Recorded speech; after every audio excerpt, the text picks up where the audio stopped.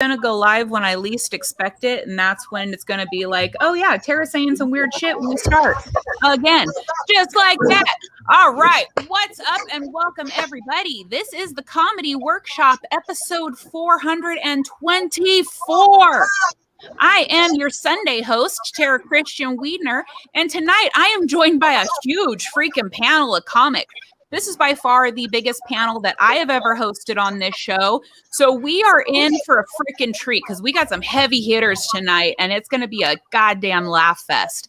Before we do get started, just a friendly reminder that this is a comedy safe space. We are working out jokes. We're going to say some things that might not hit the feels just about right. People are going to get offended. That's okay.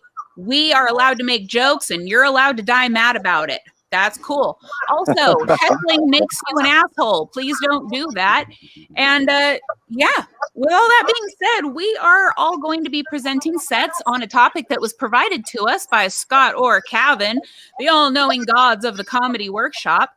And we have been given that word to write a set of 3 to 5 minutes on whatever the heck that word means to us. My dyslexia took the front seat on this one, so we're about to have a doozy. So once we present our sets, we're going to go in a roundtable fashion and give some feedback on the jokes that were presented, some constructive criticism, some tags, and just some things to make it a little bit better. Once we have all gone around and presented our assigned topic, we'll then be going around in a second circle and presenting 3 to 5 minutes of material that we have written on our own time. Things that are hitting the stage, things that we need beefed up, jokes that are a little bit broken that could probably use some help. I don't know who's got the feedback, but whatever, we're going to roll with it.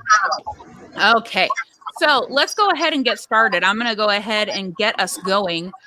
My word this week, dang it. Okay, that was just really weird. All right, my word this week was brides. And thanks to dyslexia, I thought that the word was brides. So, yeah, we're going to get really weird here because I started thinking brides for bribes, bribes for brides. Brides or Bribes, which sounds like a really kooky 70s TV show where, like, you know, some guy shows up and he's like, marry my daughter, please. I'll give you like 2 goats and a chicken. No? Oh, you drive a hard bargain. All right, fine. 2 chickens and I'll throw in my younger son. You know, the one with the smooth skin. And like, so I feel like that's how dowries came into play. It was really like this old medieval game show where it's like you're selling off your daughter to see how much you can get. You're bribing a gentleman to take her off your hands. Oh man, we lost the mystical darkness that was known as Michael. Dang it. All right, so back to my set. As per the usual, you guys, I didn't write a whole lot. We're riffing off of some notes here. So anyway, that's how dowry started. It's a medieval game show of how to buy your daughter off of somebody. But then I started thinking, like, a lot of people will bribe cops to get out of tickets and stuff. What if a guy gets pulled over and his wife's sitting shotgun and he's like, dude, you like what you see over there? I'll let you have her. I mean, not like have her. You can borrow her like a night. It could be like an indecent proposal. You let me out of this fine and we'll see what happens. I mean, you know, and if it doesn't work, no hard feelings. Oh, found the feedback. Chris, I'm sorry. It was you, hon. I muted you. No problem. Okay, now that I've been totally thrown off by hearing my own voice back at me, I know what the hell it sounds like to the rest of the world, and I thoroughly apologize. All right, back to bribing brides. So I think that some brides actually do have to get bribed to get married. Like, we're back at dowries. Shit, I am losing my whole fucking train of thought. This set's going off the rails. I am going to wrap it up quick. We'll just end with the last thing that I have here, which is bride bribes. Guys, I think we know where we're going with this. I think any lady can get any man to make her a bride with blowjobs. So I have here. Bride, brides, bribes. Oh my God. See, my dyslexia mouth is even going here. My brain is not fucking working. But ladies, take note. Bribe a gentleman, blow him, Become a bride. Don't let any man buy you for 2 goats and a chicken. Who cares how smooth your brother's skin is? Your dad can't sell him off. That is his own autonomy. So, yeah, don't bribe cops. Your wife's not going to like it. And yeah, I did fuck all on this set. So we're calling that good. And we're setting the bar so fucking low. You guys are totally going to have the easiest time.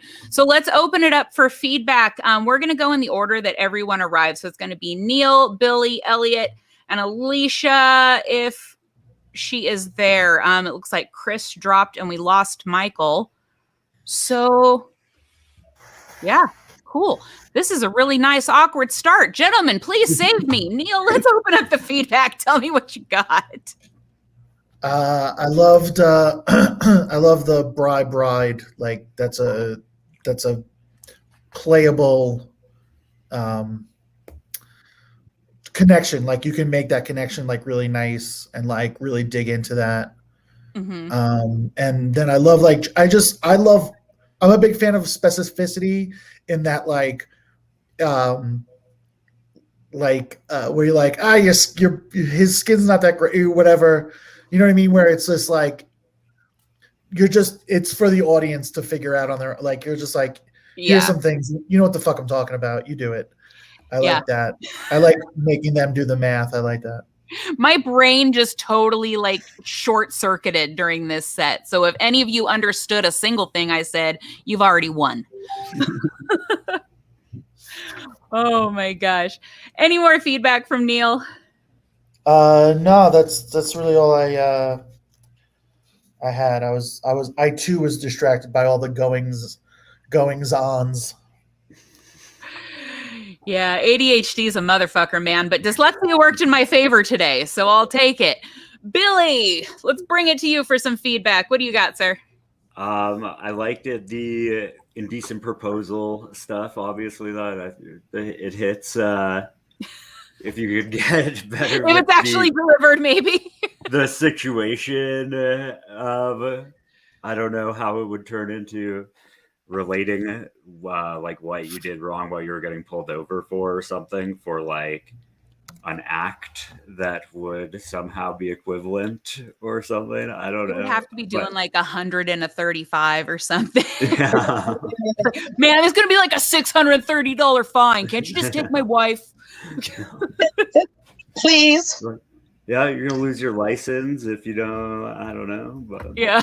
There's something about like it being impounded, your car being impounded, and then you're going to be like, pound my wife instead. Yes, exactly. That's what I was trying to think. Yeah. That's some teamwork making the dream work, man. Elliot in with the save. Yeah. And now I'm going to be like, oh, Billy Elliot. Now I want to play chess. God. Any more feedback from you, Billy? No, that's great. That was awesome. Let me write impound her. That is awesome. Elliot, do we got any feedback from you aside from that freaking zinger you just threw? Yeah, I like it. I think you could also do the opposite, like a groom bride, bribe. Sorry. I'm not sure how that would work exactly, but you could flip it. Like, why aren't these dudes? Who's bribing for the dudes? Like, I don't know. And then one other thought it was like the bride bribe blowjobs. You could just call them the BBBJs. Nice. Okay, I'm writing that down. Holy crap, man, you're a gold mine. Is this your first workshop? My second one. Nice. Okay, already a valued participant. Elliot, awesome. Any more feedback from you? No, I just think there's lots there, and yeah, keep plugging away at those books. Yeah, as long as we can get a decent direction going with that. I love what we got going so far. Alicia, any feedback from you? I missed most of it. I'm sorry. So. You didn't miss much. That is totally fine. Chris, were you able to hear any of that and get some feedback? Yes, and I'm so sorry. Is it okay now? Are you still getting feedback? Okay. No, I don't know. My computer. I really liked the medieval game show. Like that on its own could be something really funny. I don't know. I just thought of like the Gong Show in medieval times with the bribes. That I liked, just that tag. And like you were saying, and this and that. So kind of like I was picturing the cop not taking the woman, and then it's like, and I'll give you this and this many. Like it's almost like he's got to bribe the cop to take the check. He's that bad. Like even he doesn't want it with all the bells and whistles. He's like begging him to take her. Like, yeah, please. I know she no, nothing to write home about, but you'd be doing me a favor. Yeah. Oh, I like that.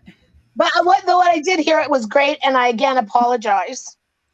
No worries. I'm always glad if it happens during my set because I'm here every week. I can always do a do-over in a couple days.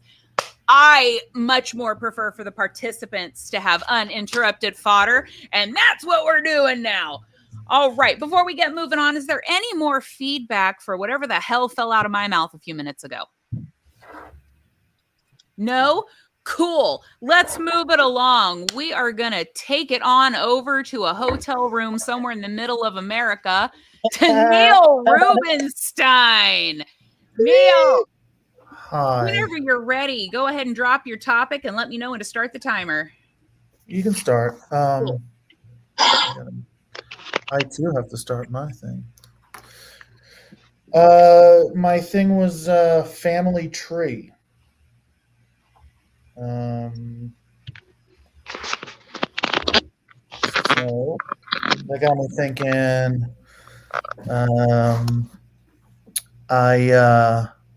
I went to visit my parents recently.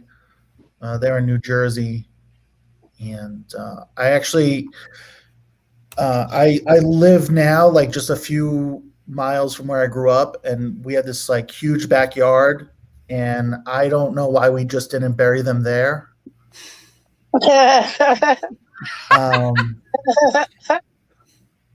Traffic's so annoying. You know what I mean?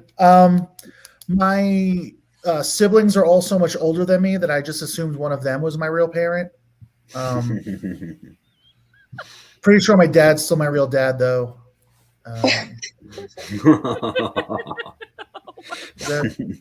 Is that too dark for a Sunday night?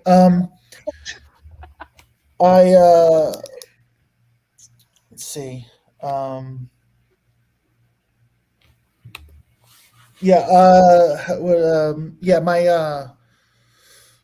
grandfather came over from Poland in the 1930s. We were doing some research, and we found out that he came over from Poland. So Rubenstein's probably not my real last name. It's probably just like a bunch of C's and Z's. No vowels, just like an umlaut for no reason. And then, he shows it to the guys at Ellis Island. They can't read it. They're like, "What are you showing me? A Wi-Fi password? What is this?" They're like, we're gonna call you Norman from now on, Norman Rubenstein. It's like, my last name's Smith. They're like, not anymore, Jew. Because it was tough. It was tough for the Jews coming over, because they got like three choices. You could have been like a Stein, a Berg, or a Witz. And if you didn't pick fast, you were Steinbergowitz. They're like, now get out there and control the weather, And I was married to I was in a same race relationship, which is like totally boring. Every day I'd just be like, "Can you just wrap your scarf around your head like a hijab or something? Can you just tell people we're like 1/8 Choctaw or something?" I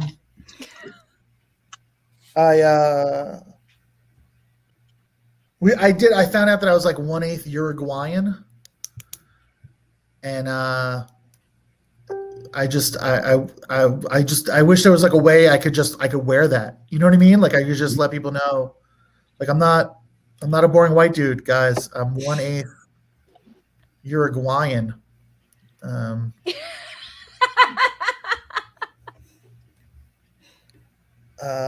Boring white dude. There was something for boring white dude.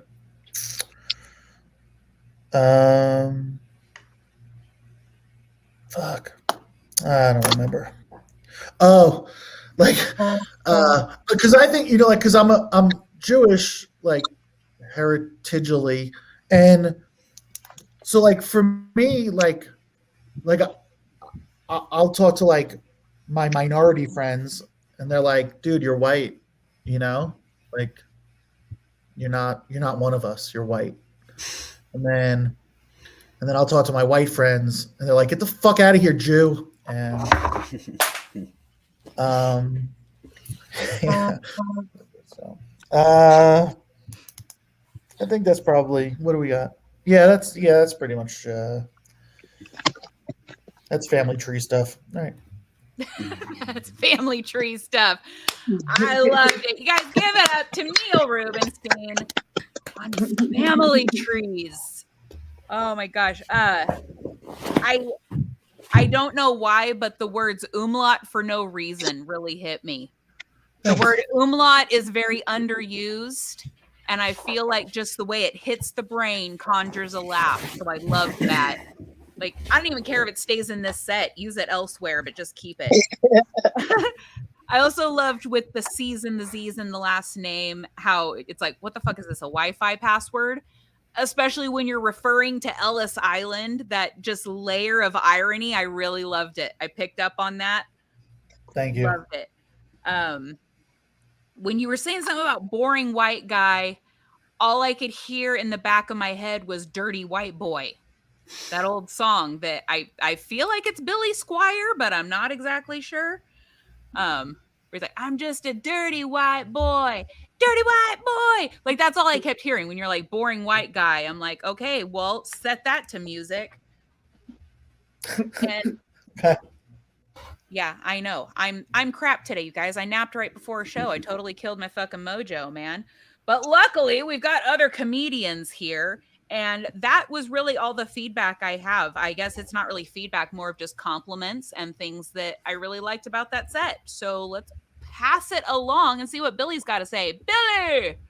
My favorite for sure was the alluding to the incest with I think maybe one of my siblings is with my parents, but my dad's still my dad. Yes.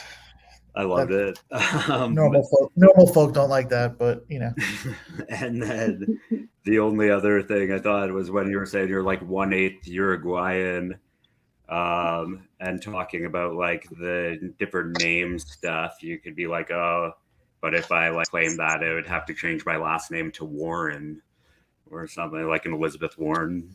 I don't know. Oh, because too political. Indian heritage. Gotcha. Is there like is there like a universally known thing about Uruguayan names? I don't even know what that is. Well, like from Uruguay, yeah. Montevideo. I've been saying Uruguay this whole time. In Canada, yeah, Uruguay. I don't know. All right. I'll research that. I did remember something that I forgot to write down with when Billy brought up the alluding to incest. I started picturing a wreath as your family tree. Oh, that's so funny. I'm like, oh, this is a shrub. Oh, it's a tumbleweed. This is a poison oak. Get out. So that's what I started thinking. Like, think poison shrubbery. And, but it's not so much a family tree as it is a sprig of mistletoe. I like it. I dig. Or a whipping of nightshade. I don't know. Elliot, you're up on feedback. What do you got? Oh, I'm sorry. Billy, did you have anything else before I move on? No, that's good. Okay. Thank you. Elliot, you are up. Yeah, but the tree, you could be like, you also, by burying them under a tree, you also save a killing on flowers. Because you just wait till spring. And you also said, I wish I could wear being Uruguayan, or being 1/8 Uruguayan. And then you could be like I have a shirt where one sleeve is a Uruguay flag.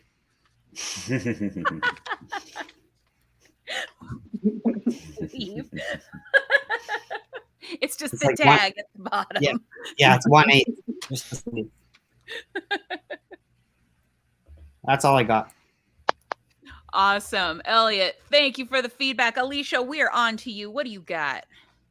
I kind of picked up on the your Gwayan to talk about be slightly obnoxious about it, like some people will be like it's Guatemala, like really overpronounce it in a way that's still wrong. So You're yeah. Aglian. Yeah, I do like playing up that ignorance too. Huh. Okay. Put an umlaut in there. And then you were like, to my white friends, I'm this, and to my black friends I'm this, and to my Jewish friends I'm this. So you could have a third thing in there. Oh, right. Oh, So, yeah.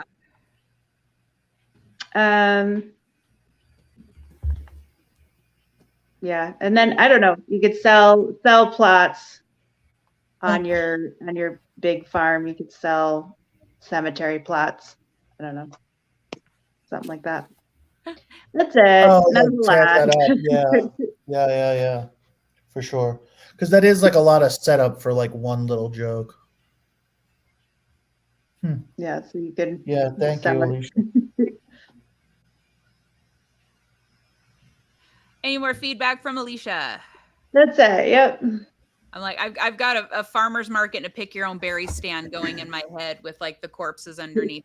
I did have a question. Isn't there like a Hanukkah bush? Is that like something that's totally fake in my mind?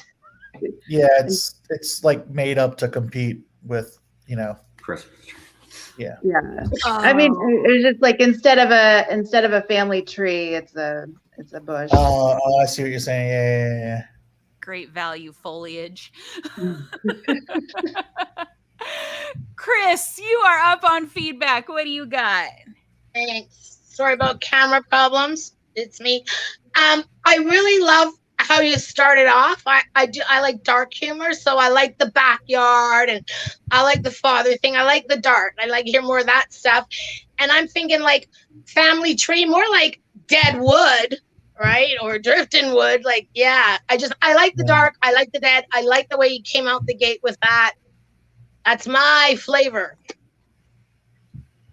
Everything else that I may have said about has already been said by all you other marvelous peoples. Awesome. Well, then we're just doubling down on awesome. I love everything that everyone just said. Does anyone have any more feedback for Neil before we go moving on to the next set?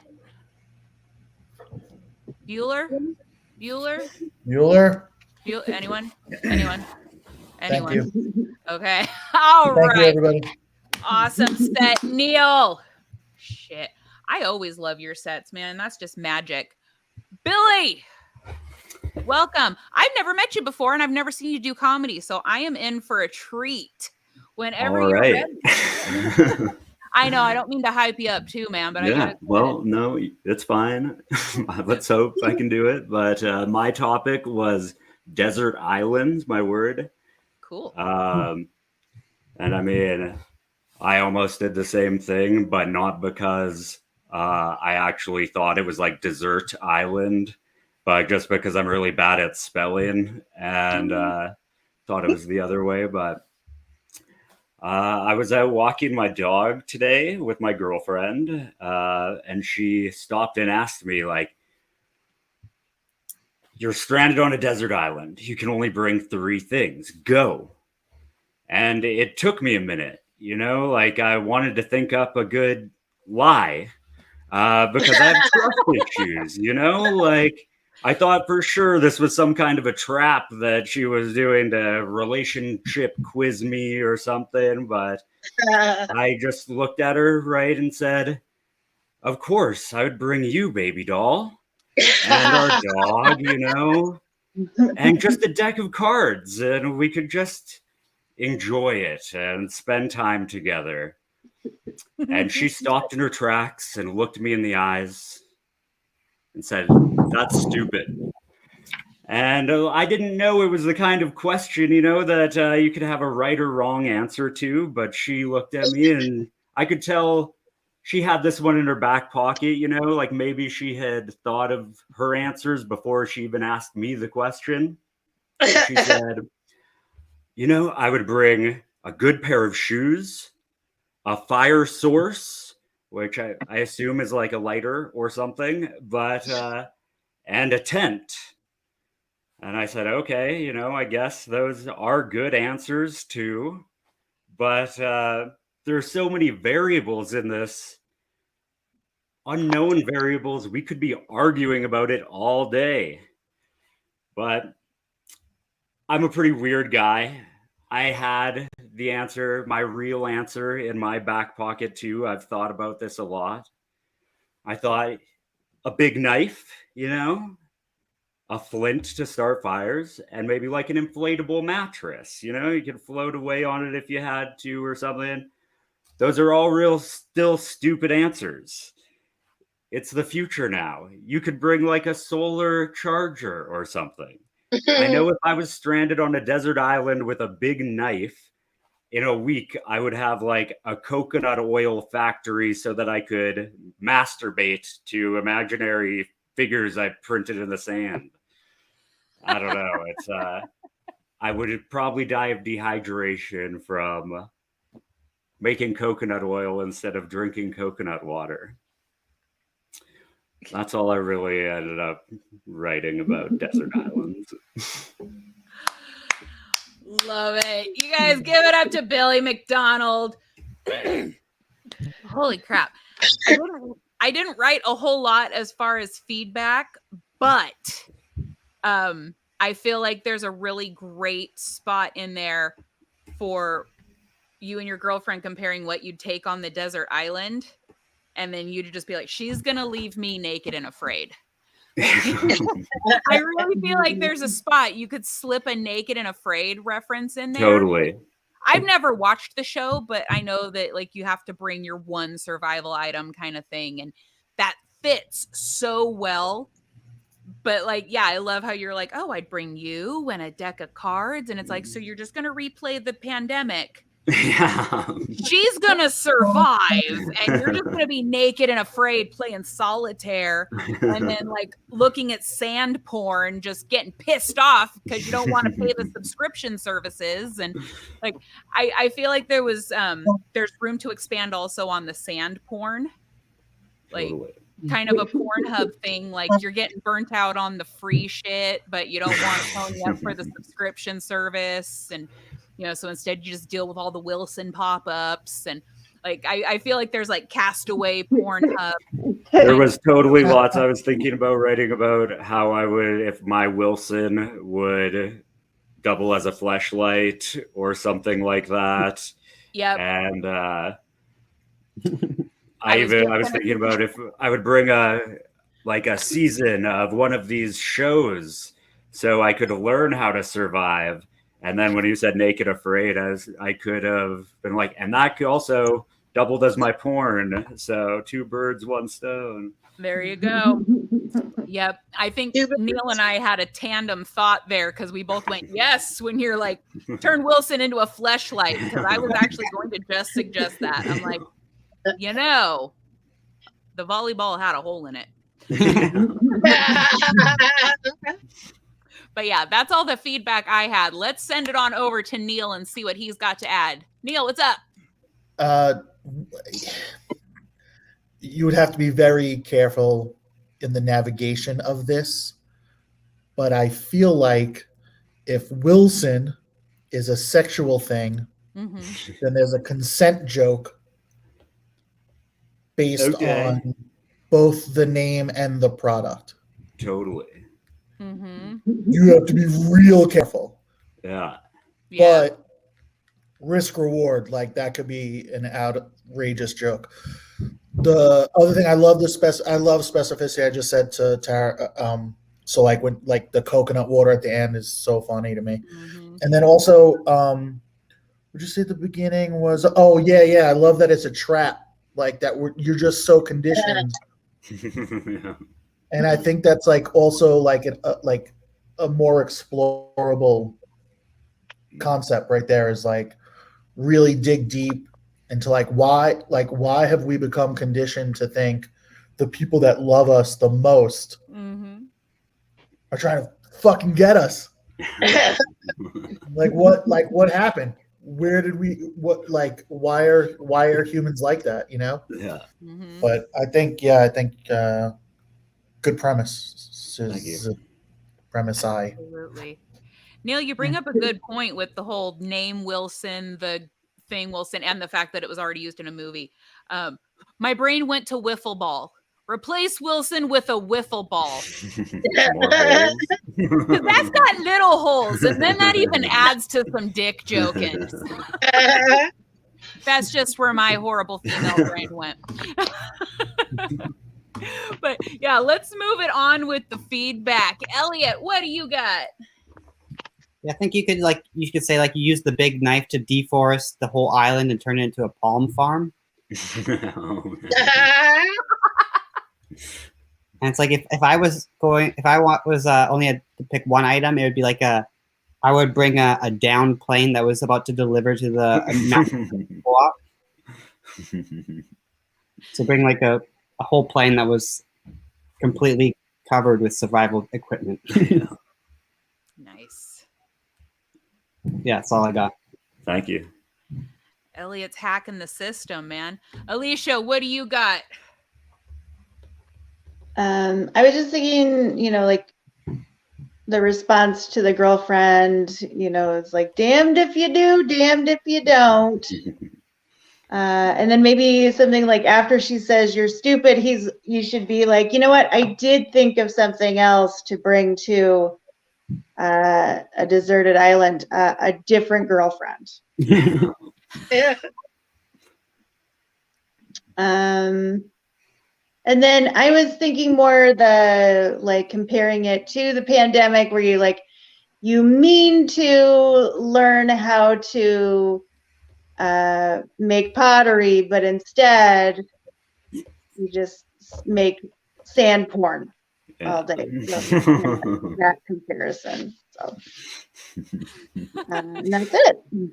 Thank you. Venus de Milo sand sculpture. Except for her boobs are very worn down. Let's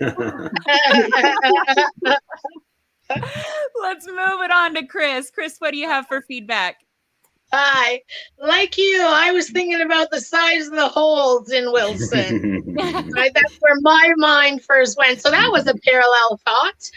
And I was thinking of kind of fusing like some kind of idea about the coconut oil factory with the sand porn. That'd get kind of abrasive.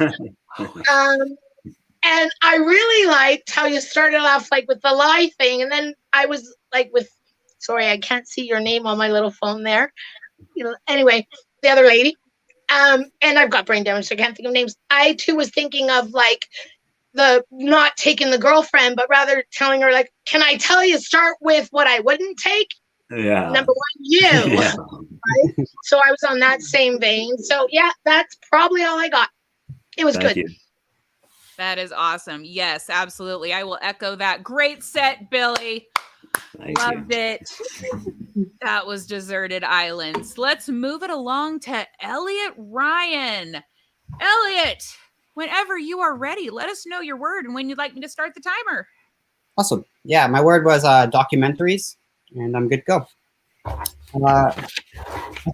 I really like documentaries, but it's weird that nature documentaries, they always like claim that they're like filming the most dangerous animals of all time, but they always claim that they're filming the most dangerous animals of all time, but there hasn't even been like one grip who has gotten eaten. Like, how can they be the most dangerous animals if not even they haven't even lost one intern? Like, is it because the lions know they're on camera, they're like, "Oh yeah, this is my time to shine. I got damn food for this." Things just seem a little bit too rigged, you know? Like on nature documentaries, did you guys know that every sound in it is fake?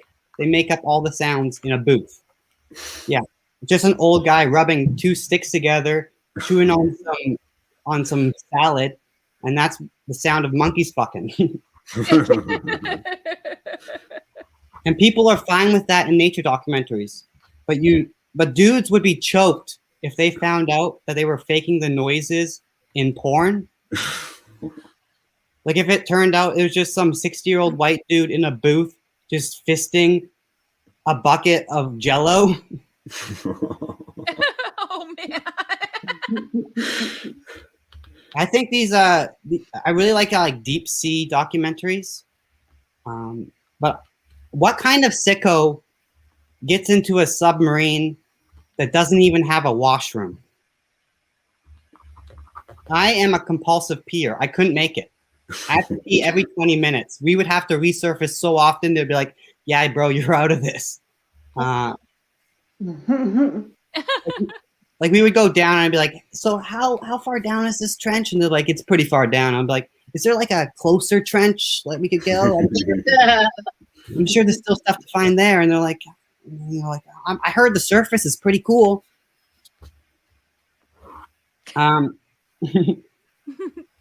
I don't know about this part, but I'm gonna come up with like a whole bag full of soiled pull-ups and be like, yeah, I don't want to talk about everything that went down there. That we saw some pretty crazy shit.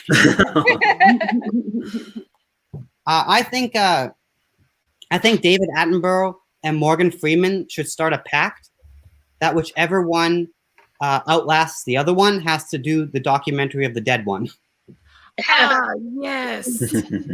I just think like it'd be amazing if David Attenborough was like Morgan Freeman. I don't know. I'm not gonna try. And I thought about who's gonna take over once David Attenborough has like a few months. Like, how did COVID not take this guy out? Like,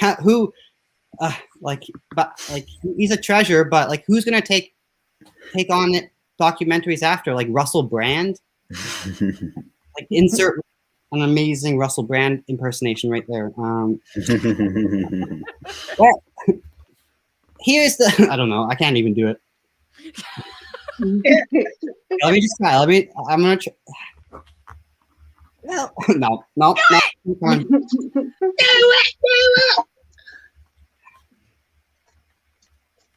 No, it's not gonna come. I can't wait until there's like a World War III documentary, and it's just like a soldier in a trench holding up his cell phone, going like, "I can't get no bars." Anybody know the Russians' Wi-Fi password? Oh. And then the next scene is them just teabagging the enemy, just taking selfies.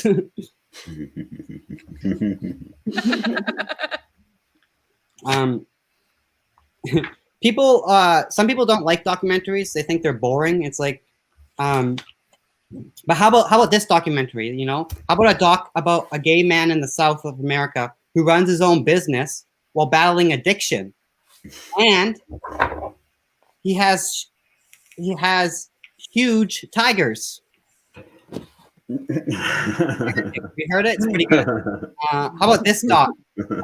An Indian man who comes to America, gets 1,000 friends. They all sell red shirts, and then the government says, "Stop selling red shirts."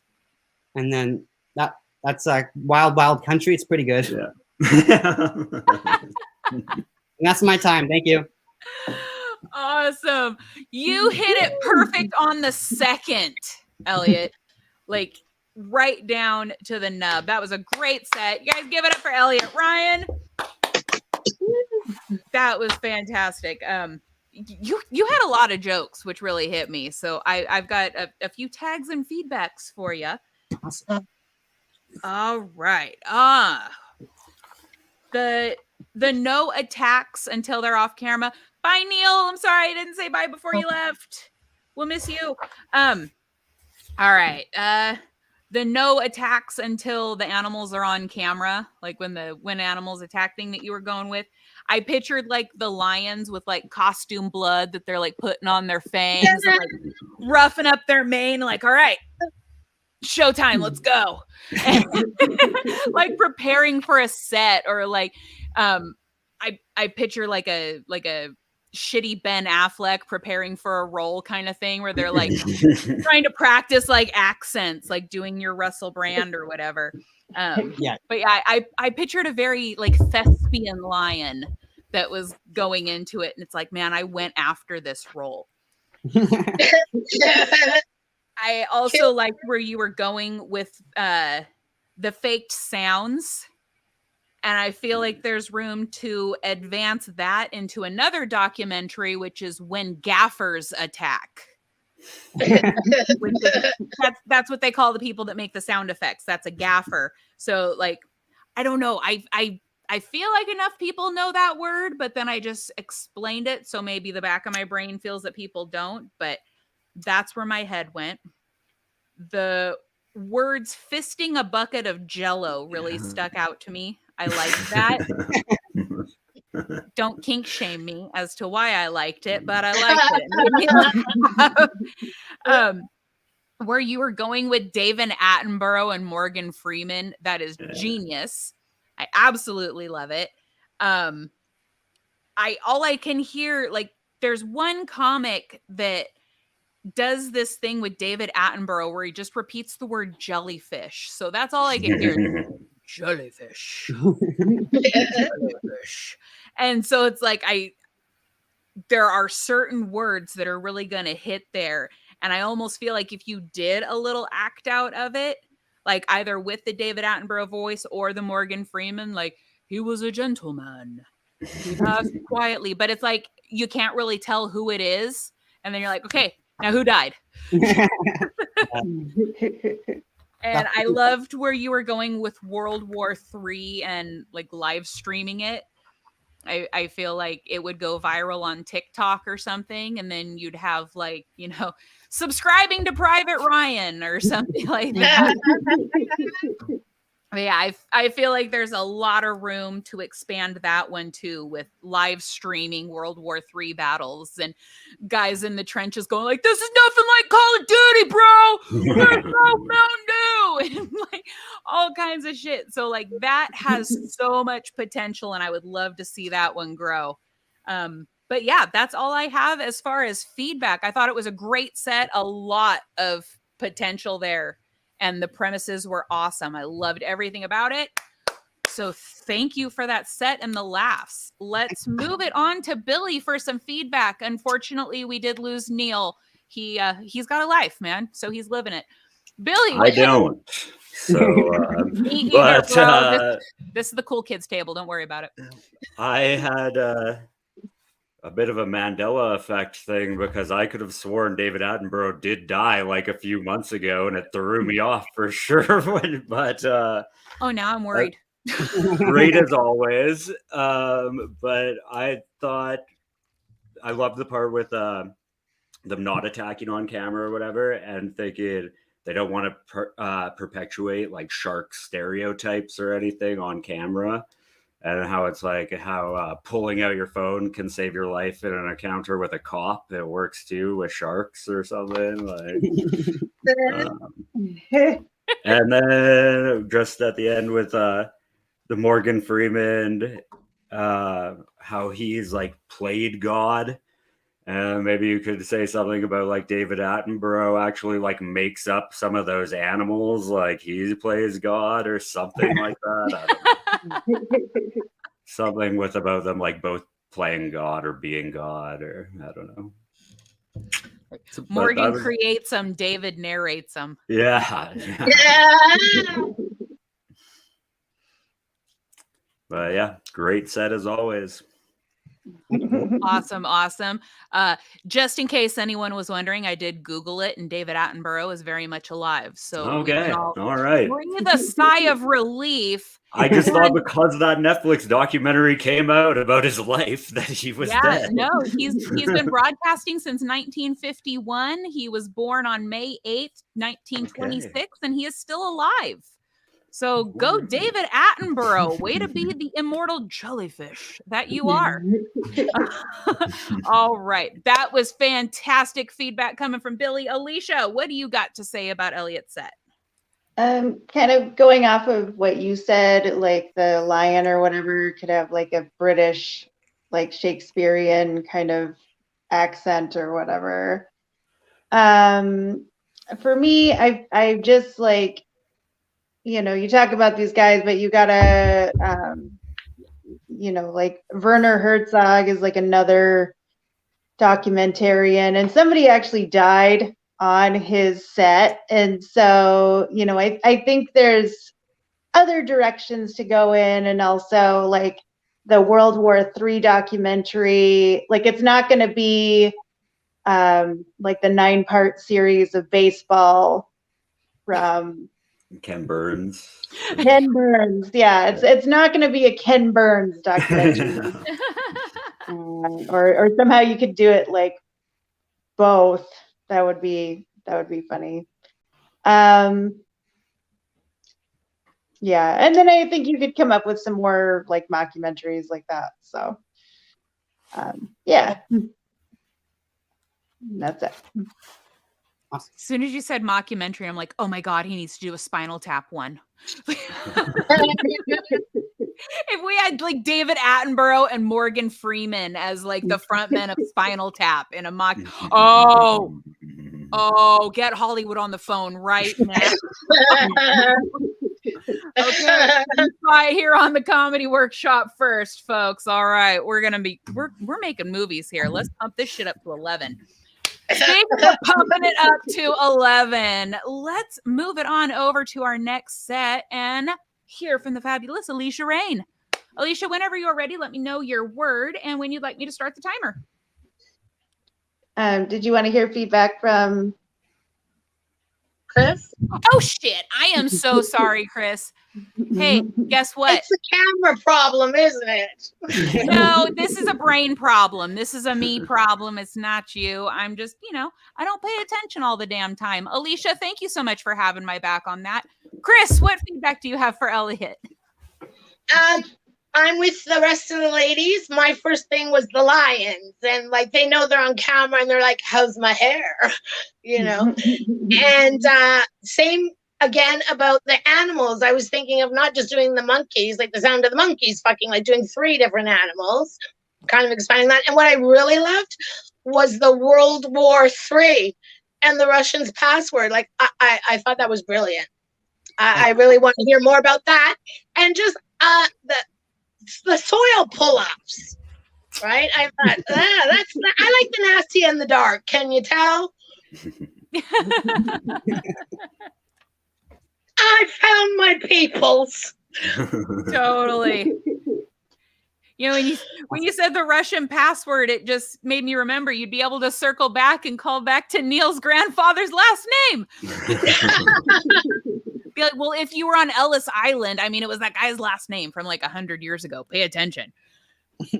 It was Reuben Jew. Oh my God. Chris, again, apologies for almost skipping you on the feedback. Alicia, thank you once again. Do we have any more feedback before we move on to the next set?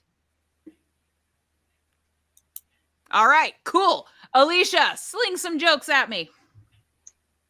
Okay, so my word was forensic science. And so I, you know, a lot of people like watch true crime and listen to true crime, and I understand where they're coming from. You know, like, I don't want to be murdered. Here's the guidebook on how I shouldn't be murdered. How do I avoid that? And I get that. I'm not a big true crime fan. I'm more of a fiction crime fan. I love mystery shows. I especially love those like partner shows where like one person is like just a side character who can solve crimes, and then the other person is like the real detective. And it's always a woman, you know. She's a female detective. He's a mystery writer. Together, they solve crime. She's a police detective. He's a mentalist. Together, they solve crime. So coming this fall to Fox, look for She's a Police Detective. He's a ficus. So the detective in the houseplant this fall. I'm a little weirded out by the Supreme Court right now, partly because there's a Karen on the Supreme Court. You know, like Amy Coney Barrett is basically a Karen, and it's like really scary because all the women who would like call the police on Black people for no reason now have somebody on the Supreme Court giving them a reason. So how terrifying is that? Yeah. And, like Brett Kavanaugh, he was accused of rape and he's still on the Supreme Court. And also, he actually introduced the term boof to the zeitgeist. And it means one of two things. It either means anal sex or like you use it to get high. So like you stuff drugs up your ass to get high. Like that's the other meaning of it. So thanks, Brett Kavanaugh. But, either way, boofing, being innocent of raping or whatever. I'm trying to get to this punchline. Either way, that guy Fox. Yeah. So, yeah, I work at a bookstore, or I work at a library, and they have these things called cozy mysteries. And so each one is a pun on mysteries. And so one of them is called Pause for Murder. And it's just like, I wish I could come up with something funnier than what's already out there. It's already out there. No matter what I come up with, any sort of pun, it's out there. But I'm determined to come up with some puns, you guys. So, yeah, I just find it interesting that, the people that solve crimes in all of these shows are like neurodivergent in some way, like Monk. He's got OCD, Sherlock Holmes, whatever's going on with him. But either way, like he's always like really mean to his friend, like his friend's a doctor and he's always like, it's elementary. It's just like he's just calling his friend stupid, and it's just like, girl, he's not worth it. Just dump him, So, that's kind of it. Very rough stuff. So, but I think there's some stuff there. So, thank you for listening. There absolutely is stuff there. You guys give it up for Alicia Rain on forensic science. Holy crap. I loved where you were going with that. I have a few titles for your fake ficus and cop show. Coming this fall from Fox, Leaves of Justice. Tune in this fall and catch Soiled Plots. This one I'm not very proud of. Tune in this fall and watch Victimless Vines. That one's lame. Your thing about Boof, I just picture like fluffy dogs everywhere got canceled as soon as that word took off. Just like, what do you mean I can't boof? I love to boof. I just picture this big giant like American Alaskan poof machine cloud dog just like, what you mean no boof? And then where you were going with the neurodivergent, like killer catchers, whatever, detectives, whatever they call them in the police force. I'm not big on words. But you were saying like, you know, Monk's got OCD, Sherlock, whatever the fuck's wrong with him. And then my brain went, Murder, She Wrote, she's old. Like it's not neurodivergent, but I mean, come on. Like out the pasture, lady. But that was really all I had. I loved everywhere that you were going with it, especially like, and he's a ficus. Like that really got me because now all I'm picturing is a ficus wearing like a badge. Like I totally help. Take me along. And I loved everything about it. Yeah, I got no more feedback other than that. Great set, Alicia. Thank you. You are welcome. And now let's move it along and see what Billy's got to say about it. Billy, what feedback say you? I love like the fiction angle of forensic science because like my brain would have gone to like anthropology, try to think of some kind of science jokes or something, which isn't as funny. But there's lots. I loved the ficus thing and thought there were other avenues you could easily take that by like dropping the name of some kind of archetype of a dude who's like pretty unqualified or something, but for some reason has like status in society or something. Karen on the Supreme Court, I liked. I only knew about the drug definition of boofing, so learning new stuff from all of you. David Attenborough is still alive, and boofing can also mean anal sex. I know it feels American. America the Beautiful. And for some reason, I thought I'm like proud. a Red third kind of boofing or third kind of boof is like a bad guy in a bootleg version of Back to the Future or something stupid like that. I don't know. Something you could say that a different Biff. make up a third boof for no reason. Isn't beef in French like le boeuf? Boof? Yeah. Yeah. Yep. So like, it sounds like someone's putting raw beef up their ass. Ew. Yeah. That's Or definitely like not the- sanitary. That's what Canadians would think. You're like, what? Yeah, or like the French Canadian version of beefing with somebody or something. Yeah. stupid. Like, ah, Y'all, let's fight. I got boof with you. bend over. Well, that just got real. That's all. I like this. Lots of good stuff. Excellent feedback, Billy. Elliot, what do you got?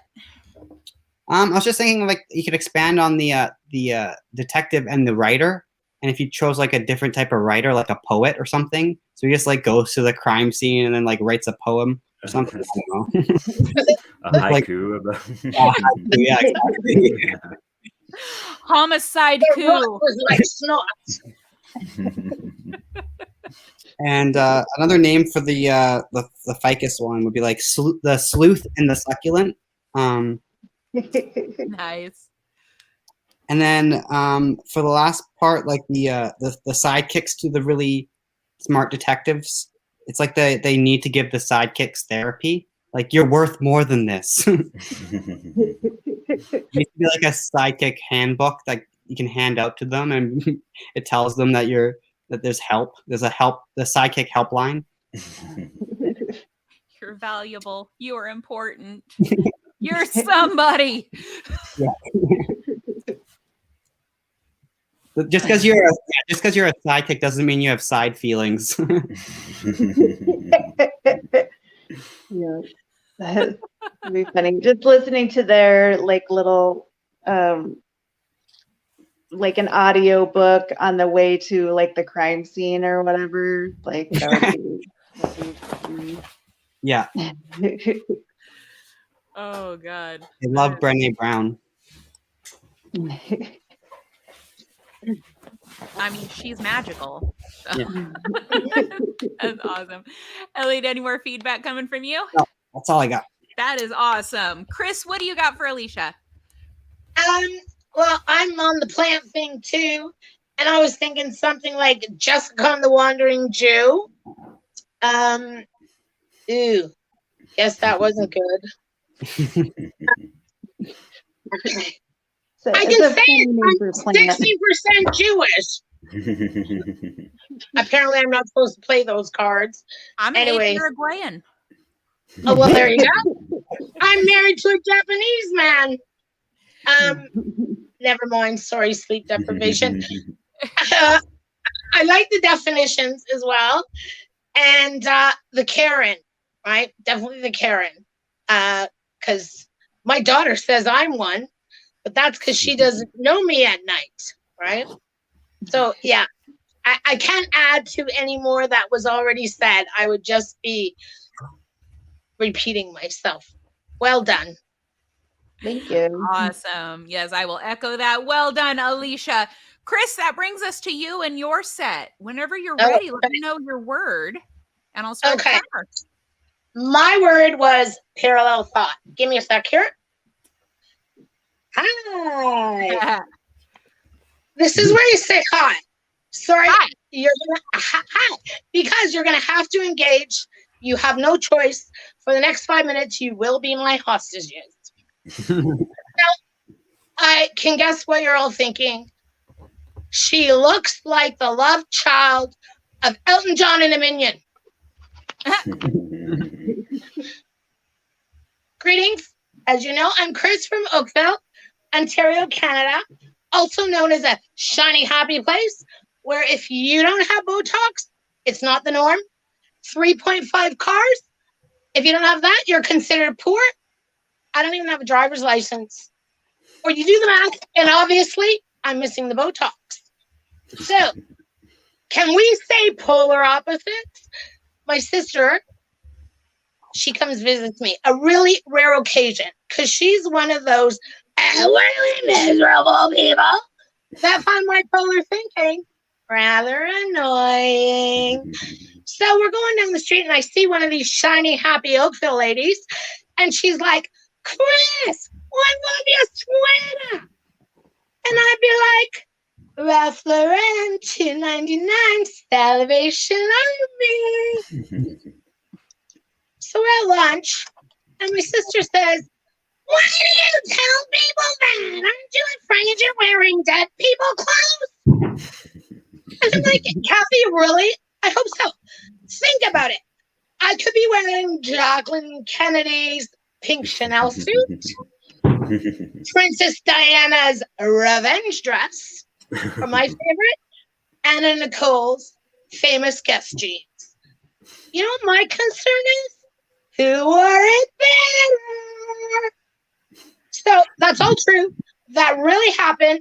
And here's where it gets weird. I just recently, in the last few years, started doing stand-up, and I was training at Second City. And I was crafting a bit. And my homework, I decided, I heard this Sean Cullen was coming to Oakville, and I didn't know who he was, but I heard he was really good, and I thought, homework. So I go there, and I'm sitting in the third row, and all of a sudden, he starts talking about Value Village and Haunted Pants. My ears perk up, and I mean perk up. These suckers stray so far away from my head, I can stick a whole pack of cigarettes there. So he then segues to dead people clothes. And I'm like, fuck me drunk. Obviously, he wasn't stealing my material. I know that I know that I know. I've never heard his material. And then immediately a thought came to my head. I'm going to be accused of stealing his. Fortunately, he went in a much different, funnier direction. I doubt his actually happened. Or me, the forever annoying parallel thinker, thought to myself, I'm in good company. I must be onto something. We have the same thinking connection. Unbeknownst to this former dumb blonde, it is called parallel thinking. Turns out there's a fine line between joke stealing and parallel thoughts. I had a joke in my original set that I was tweaking for my grad show the next night, and I had a callback joke on my mother's funeral, her mustache, and having no hair on her legs. She said that was a gift from God so she could spend more time on her mustache. Anyway, I had to cut the callback to shave some time. And there was a fellow comic in my class who'd been listening to my stuff for like 7 weeks. And then suddenly at the grad show, he goes before me and eerily he tells a similar joke that would have made me look like I stole his. Thankfully, my spidey sense had kicked in the night before. Must have, because I cut that joke. Parallel thinking? I think not. Speaking of parallel thinking, there's a trained strategy that they actually got to pay to learn how to parallel think, and it was implemented by this guy, Edward de Bono, in 1965. And this is what they say. Why do we need it? It says it enables you to work more constructively with others. I don't play well with others. Why would I want to fucking work with them? And it also says we need it for a full understanding of a situation of multiple perspectives. Well, I already got that covered. Between my seismic skills, my spider sense, and my big picture thinking, I'm okay. And lastly, they say it causes you to experience multiple perspectives, not just your own. Still doesn't work for me. I like my own perspectives. You know, what does work for me are people who are naturally in sync with their thinking. We communicate with each other across the room. You know, sometimes like that glance, you see something, you're like, oh, I know. Or you know what, you share the same visions. Where are my peeps? What do Elton John, Eric Clapton, and Elon Musk all have in common? RH negative blood. Visionaries, parallel thinkers. And because I have a huge ego with a low self-esteem, this lastly has to be about me. What do I have in common with them? RH negative blood. And the hopes of doing some parallel thinking with them. But I suspect, like parallel lines that have so much in common, it's a shame I'll never meet them.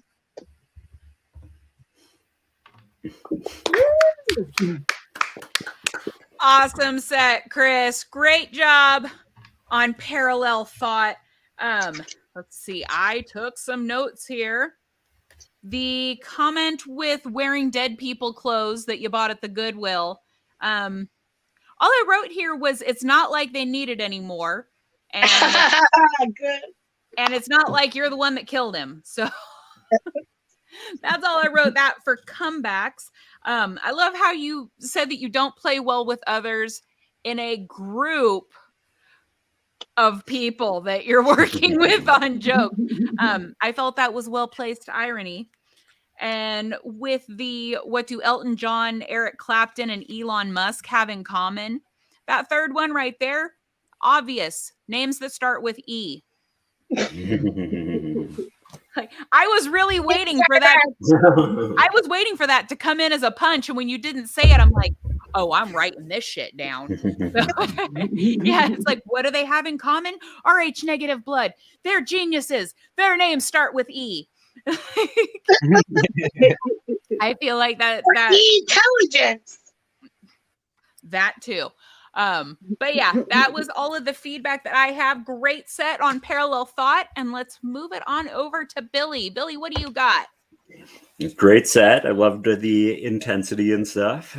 The first thing that jumped out, I know it's like a common thing to say about like houses with bathrooms and stuff, but when you said 3.5 cars and then I don't even have a driver's license, I thought you could, it would, I don't know, for me, I would have loved it if you said, like, I have the 0.5 of a car or something, like it was a bad accident, or like I have a 1.5 car, or, like things haven't been going well. I don't know. You ride the yeah, I love the wearing. Sorry, I love the wearing dead people's clothes stuff too. I do a lot of thrifting, and that's the first time I've ever thought about that. So there's lots of, like, so your clothes have some spirit to them, or like, I don't know, haunted pants, or like whenever I fart, what it's Sean like Cohen already it's the did. ghost that lives in my pants. Like, that's all I really had, but it was really good. I liked it. Thanks. Did you just Dutch oven a ghost in that tag? I'm digging it. Yep. Dutch oven khakis. I'm here for it. Elliot, what kind of feedback do you have on Chris's set? Yeah, that was great. That's a hard word. I don't think I would be able to come up with anything for that one. So that's a great job. That's I fun. researched so much that I wrote a fucking essay. I'm like, now I gotta make it funny. So actually, the dead people stuff. So I pulled old material and fused it because I was like, I gotta make this work. But it was tough. It was really tough. So great job. One thing I had was the dead clothes. She could be complaining like, "Why do you have dead clothes?" Like, and you could say like, "It's not like it smells like them," or like, well, at least after you Febreze them. And then the other one would be like you ride you have 3.5 cars, right? You could be like, I ride the 315 bus or something like that. I don't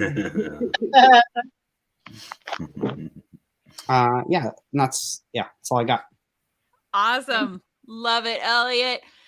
Billy and Elliot, great feedback. Let's take it on over to Alicia and see what you got to say. The only thing I could think of was live large, big house, 5 cars, just that reference. Yeah, I lived in a rich town and I was poor, and so I think you could do even more with that. You could go into it.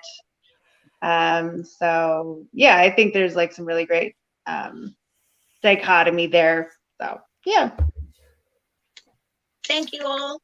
Absolutely. I'll show you this for real. Okay, so they all Botox, and they all got their lips. This is I'm so poor. I do this, but you got to be close. I'm so poor. This is my lip injections. Oh my God. Awesome. Okay, well, that was a treat. All I right. hope you didn't see my acne. I'm in menopause and puberty. You don't owe us any explanations. All right, guys. So that concludes the first round. Now we're going to do the same damn thing, but we are going to present 3 to 5 minutes of material that we have already written, that we've been presenting in other places, things that maybe aren't working or that we just need a little bit of extra oomph to it. So, I'm sorry. I have to run to my car and get my phone charger. I don't want it to die. So not a problem. Cool. All right. Yeah, let's see. I am not quite sure what joke I want to do. Let's go ahead and just start with one that's been working lately, and we'll see if we can just add some good stuff to it. I had to go and be emotional support to one of my friends today as she was cutting curtain bangs. Yeah, I know. I don't have energy left after that. But they really match her spirit. Like, they're so unique, just like her. Like, they totally go really well with her crystal collection. Yeah. Like, we all know somebody like this. This is one of those girls that like looks the way that Namaste sounds. You know? Okay, so you've met her. Yeah, it's kind of like, if Stevie Nicks shopped on wish.com. Like, yeah, great value white witch. Or like, it's what happens if you get your macrame wet and then feed it after midnight. It's some weird ass hippie gremlin shit. I don't know. But anyway, I'm over at her place. I'm helping her out with these weird ass bangs that she saw on TikTok. And she's up to her usual shit, guys. She's got her jars and she's got her candles and she's got, oh wait, I fucked that up. She's got her jars. She's got her teas. She's got so many fucking candles. Like, yeah, and I'm scared to death we're about to set her tiny house ablaze. And then I'm like, oh, wait, it's a shipping container. I think we're okay. And so I'm making peace with the fact that we don't have a tiny fire permit. And then all of a sudden she goes, and every fucking candle in her place lit up at once. And yeah, I know. I made that same fucking face. This is some crafty shit, okay? Like, the bewitched bitch from Eastwick is practically magic. I don't know what's going on. Like, either my friend Morgan is going to sacrifice me to the Energizer Bunny, or we're about to hold a seance for the ghost of vibrators past. Yeah, I don't know what to prepare for, because when mine die, I just turn in the warranty. Because they have that now. This is some high-tech shit, man. We're in 2021. These things are waterproof. They're rechargeable. They got Bluetooth, because sometimes you want to take your calls on it.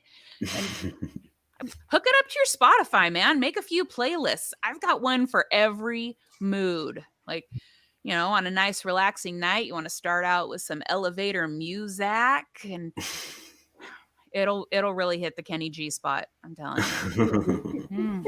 Yeah, I mean, it's easy listening. Good vibes only, guys. There's a really nostalgic one. It's a great playlist I made called the Classic Casio Samba. And it's like, you know, those keyboards that we all had in 3rd grade. I mean, who wasn't trying to rub one out while playing hot cross buns on that thing? I mean, I know, right? Keep in touch with the classics. And then, you know, for when you're feeling like rave style, party mood, EDM, that's when you switch it on over to the club remix Skrillex. And that shit's just like a vibrator getting gang banged by a whole bunch of other vibrators. Oh, yeah. Man, it's like your eyes start fluttering back. It's like it's got the mega bass button like on the CD Man in the 90s, because you need the boost. And then I have a secret playlist. Like, I only bust this one out once in a while, like when the husband's out of town. It's called Another One. All right. You start it up, all of a sudden you just hear DJ Khaled. And then you have multiples. Oh, wait, no, sorry. All you do is win, win, win, no matter what. Yeah. And then your legs go up and they stay there. Yeah. Let's see. I always feel like I want to add something else to this joke. That's kind of where it ends. So here's where we could like trail off on it. This is why I brought it to the workshop, because I feel like there's more places to go with this. Because I'll usually use it to segue into some true crime stuff with just, you know what else gets me off? But I would love for this joke to continue. So that's where I'm going to end my set. And I welcome any and all feedback to beef this bitch up. Let's start with Billy. I loved just the starting out with saying like I was the emotional support. Like I right away you think like that's not a role for a person, but and then with the curtain bangs, the only thing I thought was maybe that you could say there was like the reason something with her crystals or something that she freaked out and wanted bangs, or I think like Mercury's in retrograde again. Totally, a horoscope told her that like she needed to make a big change or something. And then with the like the end, the only part about the end of the DJ Khaled stuff is like maybe you could say something about like who gets the producer credits for that or something, because I guess he like puts his son on all his songs as a producer credit, so he gets royalties. But you could say like, if my vibrator had a dime for every time like one of these playlist songs would like, it would be rich or something. I don't know. But if his son's a producer, then is that pedophilic? Like, am I going to go to jail every time I come on that playlist? Like, is Chris Hansen going to show up in my bedroom one day and be like, hey, Tara, have a seat? Yeah, no, turn it off. Turn it off. Turn it. No, I'm not waiting. Turn it off. Well, that's your segue into the true crime then. I'm sorry, I just interrupted there. No, you're good. I think you could get like you know how Spotify sends you like a breakdown of how many listens you've done. You could have like a breakdown of your playlists, how many times you played them, and you could look it down the list and you're like, oh, that was a great weekend. Oh, I remember that weekend. I like that. Spotify breakdown. Stats. That is awesome. See, this is why I love bringing jokes that I need more shit to hear, because this is where it's at, man. Elliot, you got any other feedback for me? I thought about being more specific about what type of crystal she has. I think it'd be funnier if you like broke it down, like she has opals and sapphires, or what's the purple ones? Amethyst. Yeah, he's a big amethyst person or something like that. I don't know. In the original writing of the joke, all of her crystals were made of acrylic. And she spells chakras with an S. Like that part wasn't really landing because I think there were too many stupid people in the audience. And they'd be like, but maybe wait. And I'd be like, no, if you're not laughing, I'm sorry, look it up. And like, yeah, that wasn't working. But yeah, specifics on the crystals, definitely. I like that. I don't know why I strayed away from that, but yeah, we definitely got to bring that back in. Absolutely. And then, she had more candles than the Catholic Church. Whenever I've been in a few Catholic church and they have so many candles all over the place, but and like her house is going to go up like the Notre Dame. But it's a shipping container. Yeah, if only the Notre Dame was made out of metal. I don't know. And then she has clap-on candles, like the light bulbs. What are they called? Yep. So that it was actually clapping. However, when I do that on stage and I clap, I get a really bad reverb on the mic. Oh, yeah. So I've since changed it to a snap. But yeah, it has always been originally clappers. That's just recently been changed. So with that feedback, I might bring it back.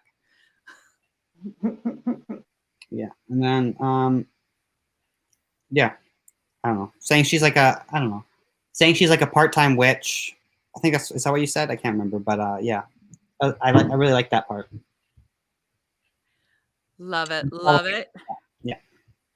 All right. I was just checking here in the personal chat. We did lose Chris a little bit ago. Chris, love you. Live your life. Great set. Thank you so much for being here with us.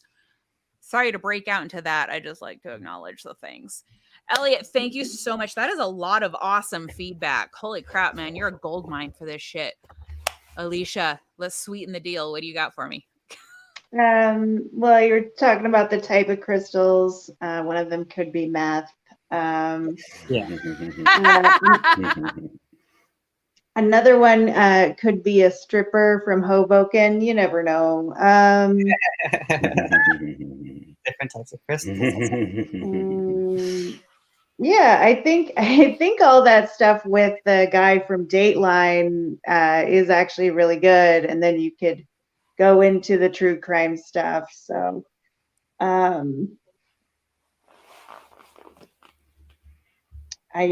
like the Kenny G spot. That's hilarious.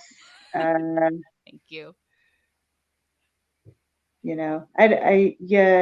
I feel like some R&B. I don't know if you did an R&B list or if I came late to it. So, no, I don't have an R&B list in there, but I could very well add one with like some R. Kelly or something on it. Mm-hmm. I went to bed every time I use that one. Gives you a different speed. So it's like a heavy metal playlist, I guess, too. Yeah. I was gonna say like gangster rap for when you want to kill that pussy or something. Well, we could always have like the confetti mix where it goes from like Slipknot to Snoop Dogg, and then my son's so confused I can't. And then I can't walk. I do like that. Oh my God. Okay. So many places to go with this. Alicia, I specifically like the meth and the stripper for the crystals. That is awesome. Oh my God. And expand the playlist. Okay. Production credits, expand the playlist, specific crystals. You guys, this is going to go from a 4-minute bit to like a whole 10-minute set. And I love all three of you for it. This is magic. Do we have any more feedback before we move on to Billy's next set? All right. No one answer all at the same time. Cool. I'm going to take that as a no. All right. Billy, you are up. Let's tell some jokes, man. All right. It's good to be back doing comedy. Everything's kind of back to normal here where I live, in the way that there are no restrictions and everyone just is getting the Delta variant. But, the restrictions when we had them were super necessary. But I thought they were a little backwards. Like I couldn't go for a beer at a bar with my best friend, but nobody has a problem with me going to the mall for like 4 hours with some guy I met at Craigslist to hang out at Gap Kids. It sounds fucked up, but it was like a loss prevention temp gig. Yeah. The guy said he didn't want to lose track of any of these kids. But people turned into narcs. Every time I saw somebody I knew on the sidewalk, I felt like I was looking over my shoulder. I didn't want people to think I was breaking my bubble. Like I posted one picture on my Instagram of me and my boys on a fishing boat, and my inbox just filled up with messages from people saying things like, Billy, I don't care if you don't believe the scientists. You shouldn't be killing whales. We just wanted to take a picture of Shamu with a little mask over its blowhole, but suck that thing right in. PETA didn't like that at all. PETA didn't like a lot of things over the quarantine. They were mad that so many dogs were getting adopted. They would rather dogs get put down than humans look after them because dogs are empathetic beings and it's wrong for us to control every aspect of their life for our own enjoyment, But I'm from the other camp. I think dogs are more like a member of your family, Because when I was a kid, I always thought of my little brother as more of a dog. He was really hairy when he was born. Had this little tail actually that would wag when he got excited. And he only lived till he was 9 years old. What the fuck? He bit another kid and had to get put down. That's just like a family joke. Actually left in a hot car. Well, he's still alive. I just like to give him a bunch of shit for being covered in hair and having a tail. If you don't believe me, you can Google hairy guy with tail sucking his own dick. He really played into the dog stuff. I don't know. I actually did get a new puppy though over the quarantine. Been trying to teach her some tricks. And I'm starting to wish that I could train my girlfriend like that. You know what I mean, fellas? Huh? I wish I could make her come.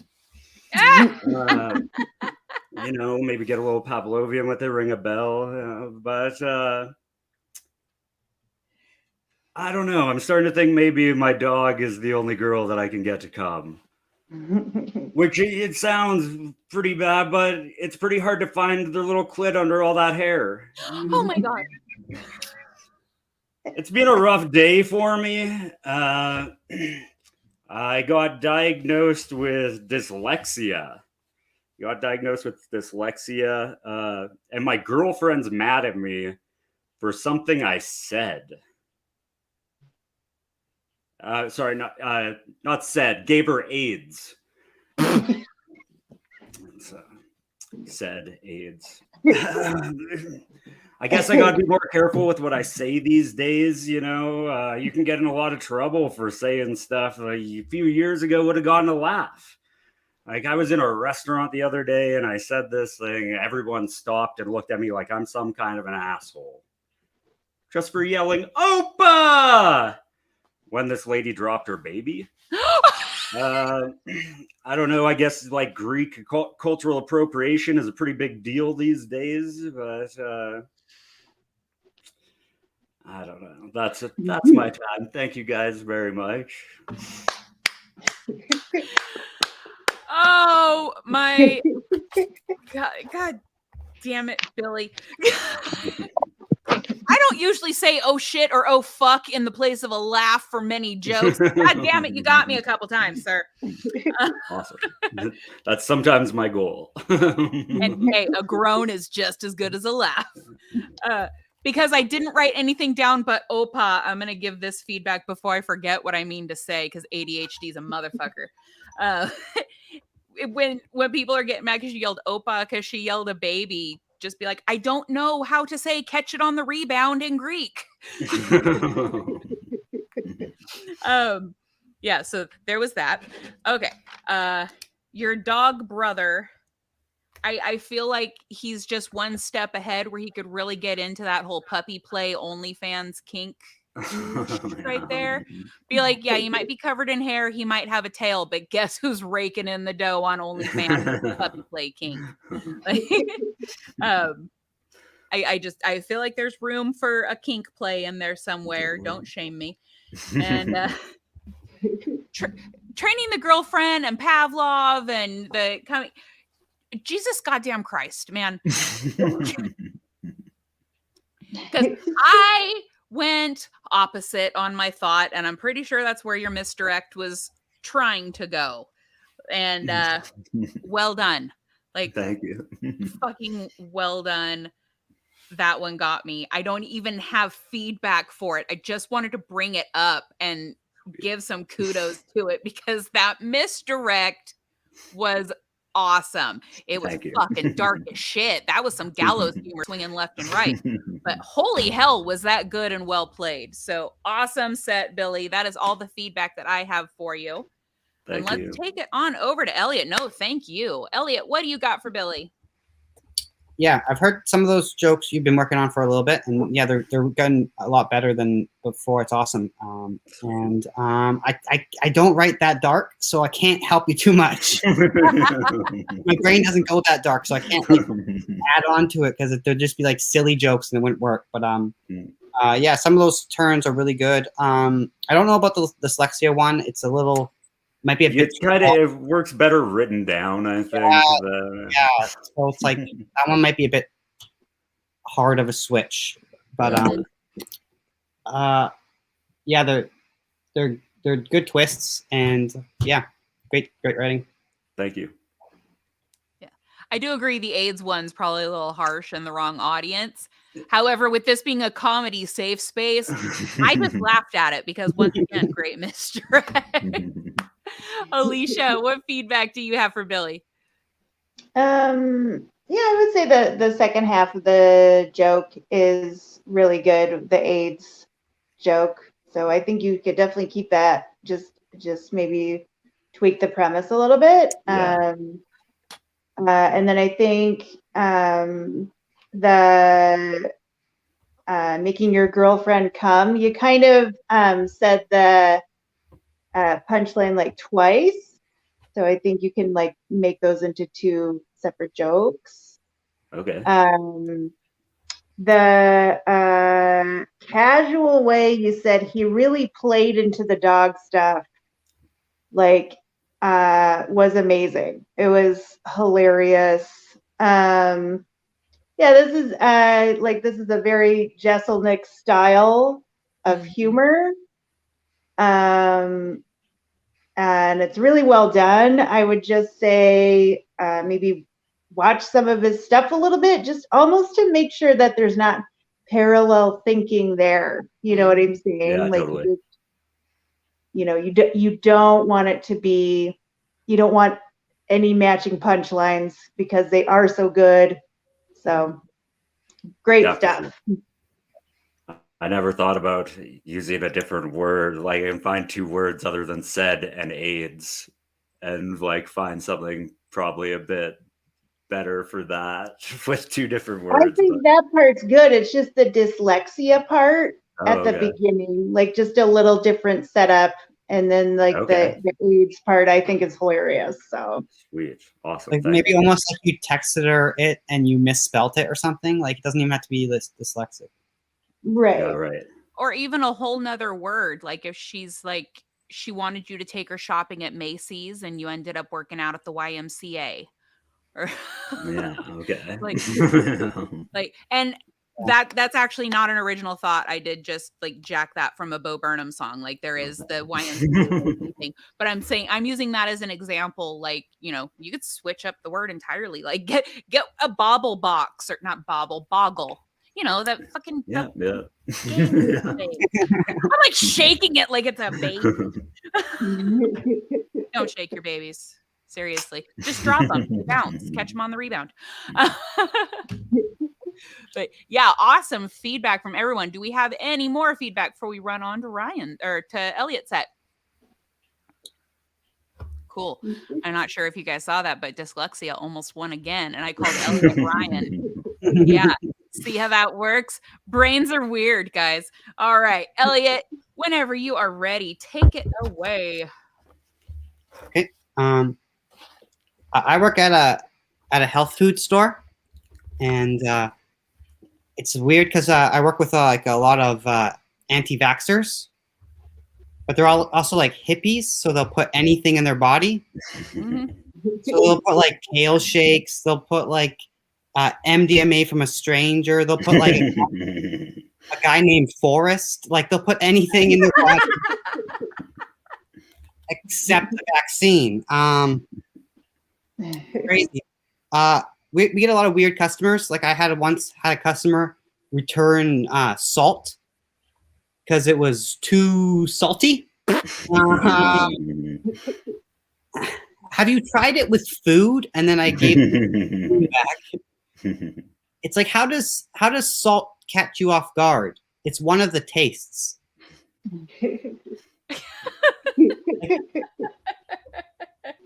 If you spill salt, it's supposed to be like bad luck. But if you return salt, you're a cunt.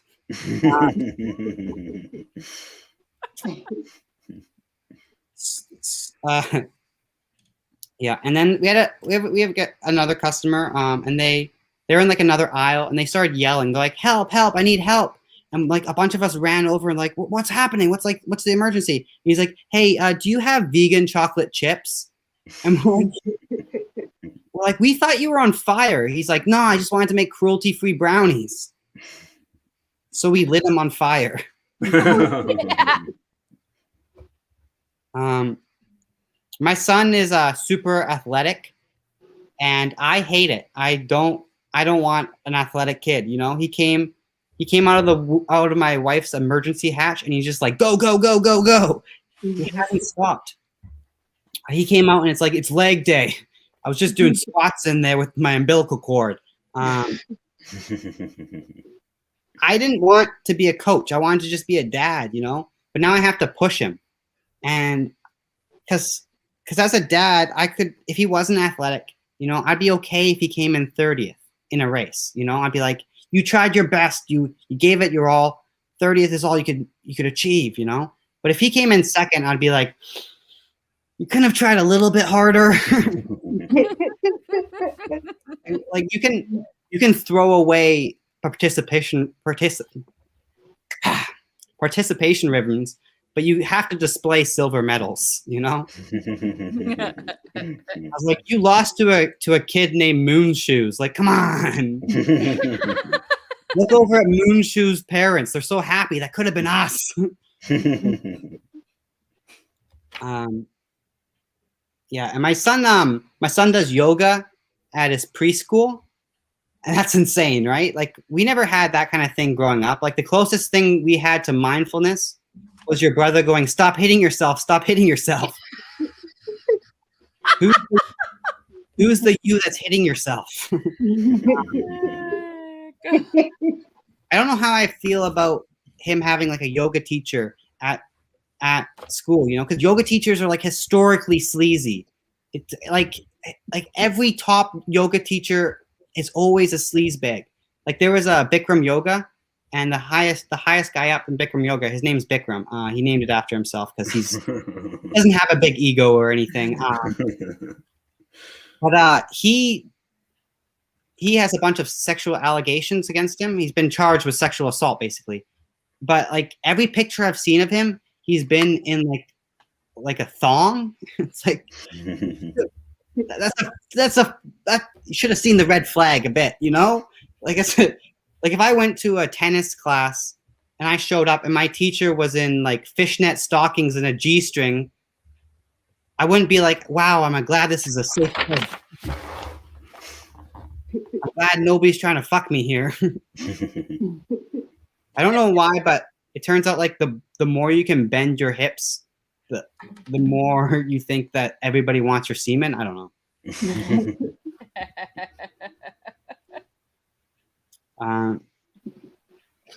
I don't know if this has anything, but my son recently had like a tiny nosebleed, and I didn't know what caused it. He just showed up and he had a little bit of blood under his nose, and I'm like, oh, what happened? And he's like, oh yeah, I had like a heart attack of the brain. I was like, what? It's like, yeah, if your nose bleeds, it's obviously a heart attack of the brain. Yeah, that's my time. Thank you very much.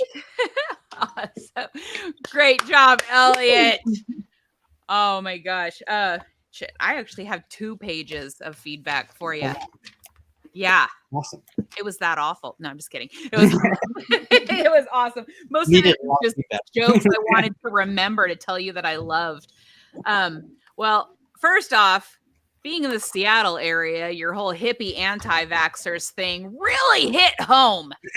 Like, especially since I spent years working with naturopaths. And so like I have been balls deep in the whole like trenches of anti-vaxxers and hippies. And then I start picturing like a hippie Karen, and like, what would her name be? Like, would it be like Caren? I'm Care. And so yeah, I for some reason I keep wanting to figure out what the name of hippie Karen is. It's not Morgan. I know that. The cruelty-free brownies thing was cracking me up. Like, so we set him on fire. I don't remember what feedback I wanted to put there. Maybe it was just to tell you I like that joke. You mentioned your wife's emergency hatch. Is that like referring to a C-section or okay? I was just making sure that I understood that correctly, because I'm like, I don't know, maybe they're calling our junk something else, and I'm just not hip to the know. The thing with the silver medals, like, yeah, you have to display a silver medal, but you can tell family that that's platinum. You're like, no, that's not a gold medal. No. They couldn't score him high enough, so platinum it is. Let's see, the stop hitting yourself thing with your brothers. I just love how you said, you know, when we were that young, the only mindfulness we had was stop hitting yourself. I really loved that. That just like, it was too perfect not to mention. And yoga in a thong, all I'm picturing is like downward dog somehow becomes a cheese slicer. Like, you're gonna get hurt.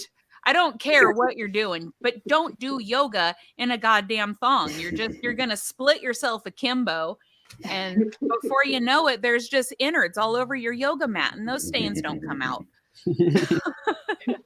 Yeah, that's all I've got as far as feedback for you. Great set. I loved every bit of it. Thank you, Billy. Oh, you are so welcome. Thank you, Billy. What do you have for feedback? I loved like the cold stop you kind of did after you said it's one of the tastes when you were talking about the salt. It is. It's good. And like the athletic son stuff, how like, you know, if he's in second, like you want to be proud of your kid. You want things for your kid. But like when they're in second place, you like, I don't know, have to like, you have to do more, have to want more, or like you want them to do well, but you don't want them to get like molested by a yoga instructor. But, and then I was thinking, these parents hate lactose like you and the kids at your kid's school can't have yogurt, but they can have yoga. Like when I was in school, they gave us yogurt, or I don't know. Yeah. That's about it, but it was all great. That's a great wordplay. Yeah. Yeah, I didn't really think of anything with the yoga instructor, hot yoga stuff. I was along for the ride. It was good. I know. I always forget to write down Oh. feedback because I'm like, I'm enjoying these jokes. And then with the kid doctor, the end, the brain heart attack. I thought there's lots of like who told you that? Did a doctor tell you that happened, or like Who put I don't WebMD know, on a your kid iPad? doctor diagnosing things like that? But the real serious problems, but is like you got an owie in your like colon or something. I don't know. Act cool about it, and then like quickly like Google it. Like, is that real thing? Yeah. What is Doc McStuffins teaching you? Yeah, totally. Yeah, that was the last I had written down. Absolutely awesome. Alicia, what do you have for feedback? And just back to the salt. I think you can make that a 3 thing, where it's just like if you drop salt, it's bad luck. If you throw it over your shoulder, it's good luck. If you try to return it, you're a cunt. So like you can make that as a 3rd. I like your name game, Moon Shoes and Morgan, and yeah, I feel like it's at like your kid's school. There could be a couple more weird names or whatever. Let's see. What is this note? It says, "What would they?" That's not a note. I don't know. What would they? I feel like if I could remember it. So Bikram yoga is hot yoga, and I just imagine how gross it smells in there. Like, oh my god, like that's all I have to say. Song. Yeah. It's so gross. Oh my god, hot famunda cheese. Just Yeah. magma. You need more layers for hot yoga just to keep in the. Hold the smell in. Yeah. I can't remember what the note is, but that's okay. It was funny stuff. It was good stuff. So, Thank you. yeah. Now picturing like you go to pick your kid up from preschool and there's the yoga teacher in a thong. Yeah. You're like, how is this part of the curriculum? Oh, we're learning anatomy too. I feel like there's a male stripper joke in there somewhere. Is that a male stripper? No, that's my yoga teacher. We're not coming back here. He started out as a cop and now we're doing yoga. Right. My wife, and she's like, "No, I'm just doing yoga." Why does it smell like sex and cheese in here? Hot yoga, honey. Oh my god, Elliot, great set. Awesome feedback from everyone. Alicia, round us out and take us home. Sure. I've been doing a lot of traveling lately, and the worst place I stayed at was this hotel in Sioux City. And if you've ever been to Sioux City, maybe you've passed by it, or maybe you passed by what you thought was a condemned building. It was actually this hotel. Yeah, it's the type of hotel where like you could see it being like the intro scene for a Law and Order episode. Yeah, when I first got there, I was like, is this construction scaffolding? Is this it? And it turns out it was it. So yeah, I walked in and I was like, is this a hotel from a Stephen King novel? And it certainly could have been. I was expecting to turn a corner and find creepy twins. It was It was a lot. It was a lot. I walked into the room and I was like, oh, this is what a pay by the hour hotel looks like. Yeah, it was just kind of one of those things where, you think that peer pressure is, just resigned to sex and drugs. No, it's also like, we're going to stay here. You should stay here. And I'm like, no, there's a DoubleTree down the street. No, you should stay with us. Stay here. So I did. And it was like one of the worst mistakes I've ever made. And, later that night, I ended up getting drunk, and because that's the only way you can actually stay in one of those hotels. It's morally a requirement. And so I made a mistake. I got drunk. I didn't have any water. And so I made the mistake of I had to do it. I needed some water. So I drank the tap water.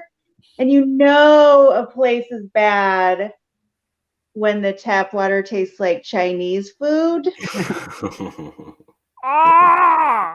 And so, suffice it to say, as soon as that taste hit my brain waves, there was a projectile moment I was experiencing. And, it's just like the tile was white and I was drinking White Claw. And so I don't know where I ended and the bathroom began. And so I just kind of, I just probably left it cleaner than I found it.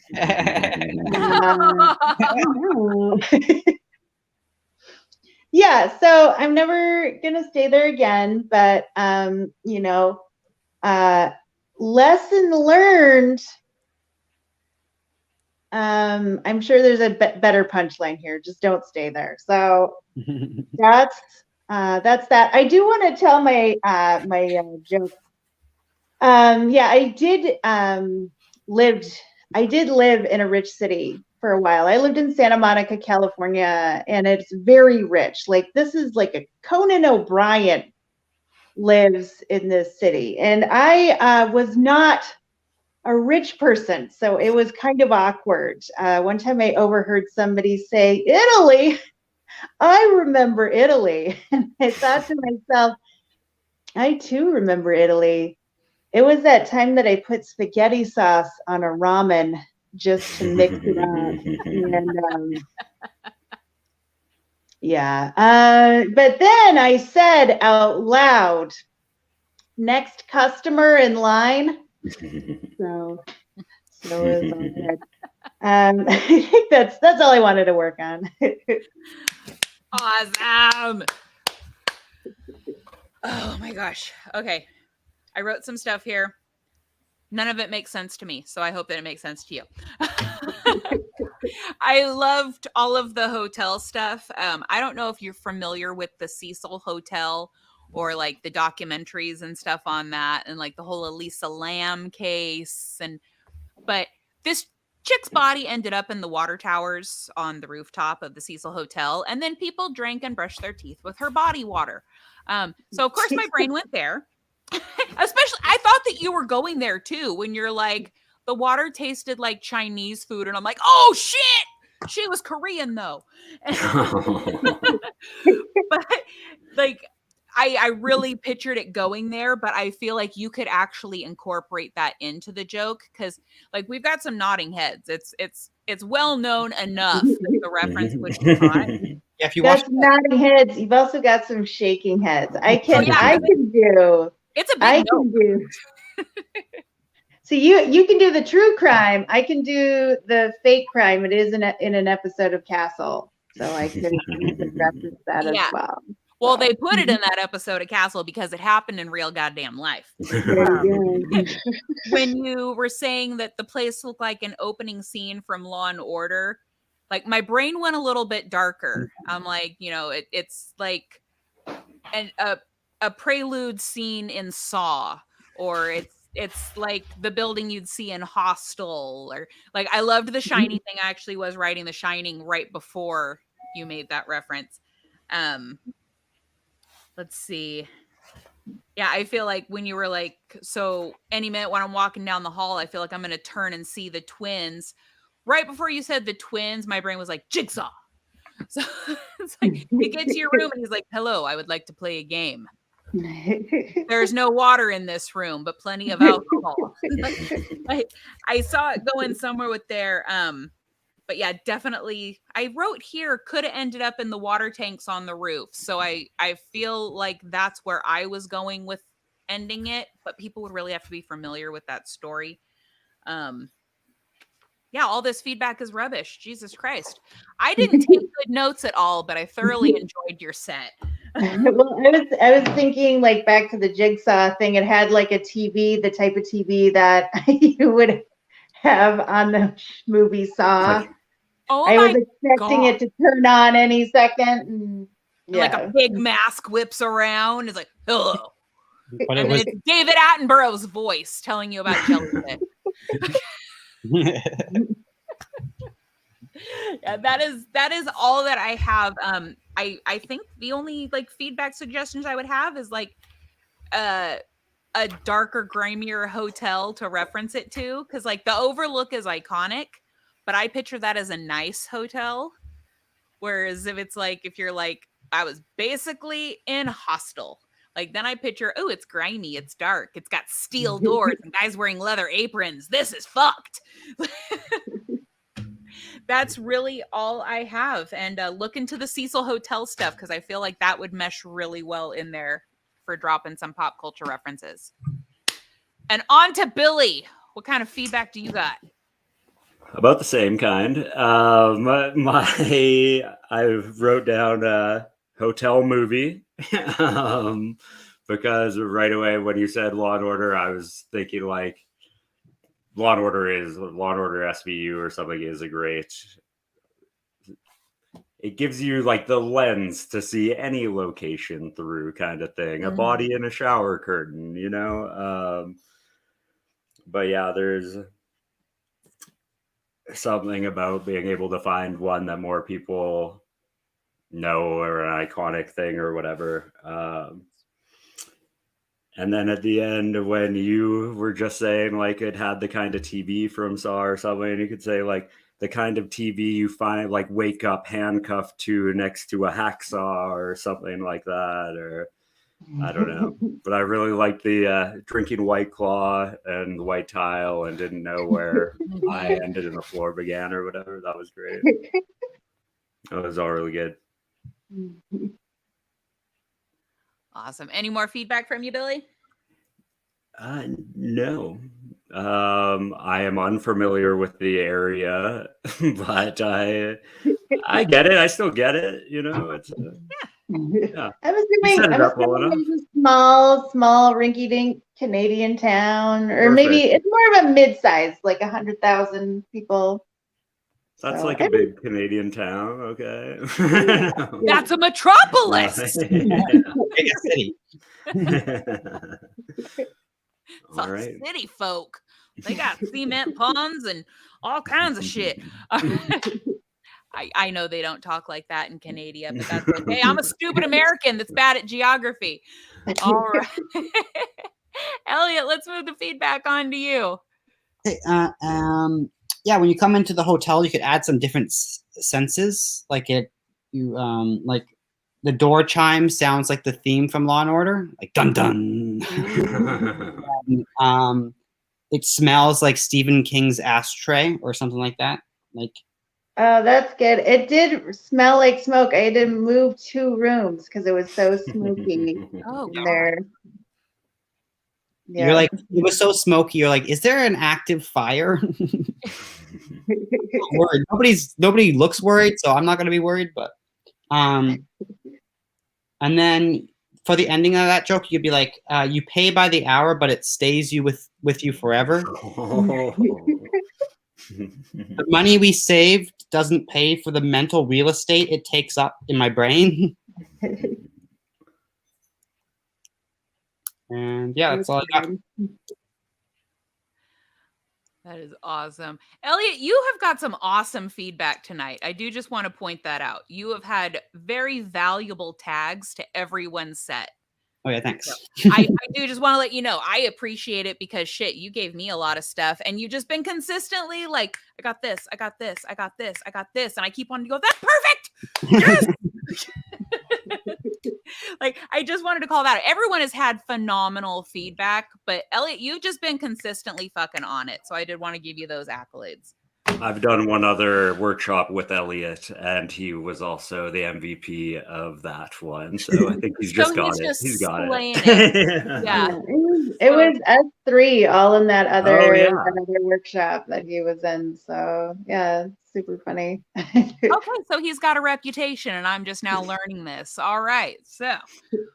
Well, I am so happy that I got to experience it on my own day of hosting. That was an absolute fucking treat. With that brings us to the conclusion of another session of the workshop. I hope that you guys all enjoyed the jokes that you heard. You liked the feedback. You got a little bit of something going on.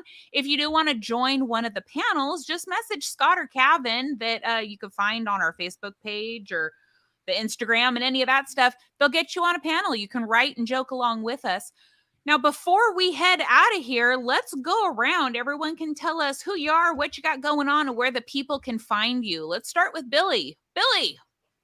My name is Billy McDonald. I'm here in Calgary. You can find me this Thursday at the Dirty Duck Pub in Inglewood for a show that Scott Porteous co-produces, Reckless Comedy. And you can find me on Instagram at A Crisp New Bill. Thank you. That's a sweet fucking name, man. Go follow Billy. Check out his comedy. And any show produced by Scott is a good thing. I'm not biased at all as I sit here hosting one of the shows that he produces. Moving it along to Elliot. Elliot, let us know who you are, where we can find you, and what you got going on. Yeah. So anybody's they're listening that's in Victoria. I'm on the Mint this Wednesday. You can just like Facebook that, and just follow me everywhere at Elliot Ryan, and just like the spelling there, I guess, because it's a weird spelling, so you gotta be very precise. It's spelled the way E.T. says it, and I love that. I think that's just charming as shit. That is beautiful, awesome. And Alicia Rain, let us know where we can find you. I'm Alicia Rain, and I produce the Buzzline News open mic, which was actually earlier today at 3 p.m. So I put out the sign-up sheet on Wednesdays. Wish you were here. The next show is going to be Sunday, August sometime. in 2 weeks. And then I'm actually going to be on the Ginger Snap show with Tara coming up in a couple weeks as well. So yeah, awesome. Yes, it is. The show that Alicia just mentioned is Ginger Snaps. Ginger's Snapped. Ginger Snap. It's a whole lineup of redheaded chicks, and we're gonna be funny as all hell. You can actually find info and ticket information on my Linktree. So if you go and follow me on Instagram at Tara Christian Comedy, the link is in my bio. You'll be able to find ticket links where you can find me playing, my merch shop, my Instagram, a TikTok that I haven't made a single video for, but I am loving the hell out of Gary the Barbecue Chef's videos. God, that beard is majestic. And other than that, I'm out and about. Live comedy has taken me hostage, so this is basically my Zoom home. You can find me here every Sunday afternoon, please. And what part of the world? Sunday evening at 7 p.m. Pacific, 10 o'clock Eastern. And other than that, go click my links to find out where else you can find me. Follow all these awesome people, laugh at their jokes, check out their stuff, because this is awesome. All right, guys, it has been such a pleasure laughing with all of you. I've enjoyed myself. I hope you did too. And I wish you all the best of the evening. Have a great night. Thank you so much for being here, and have a good one.